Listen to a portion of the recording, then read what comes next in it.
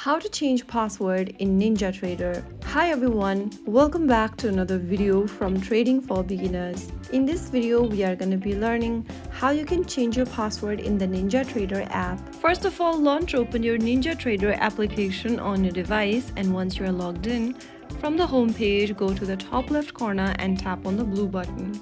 In the expanded menu that appears on the screen, scroll down and click Settings. Inside the Settings menu, tap on Profile. After opening up the Profile section, tap on Change Password.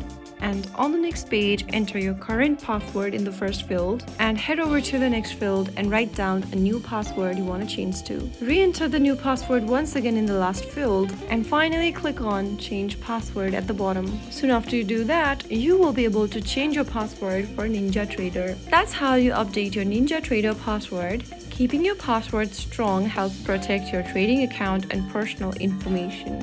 If you found the video helpful, don't forget to like, share, and subscribe to our channel. I will be back again in the next video. Stay tuned. Till then.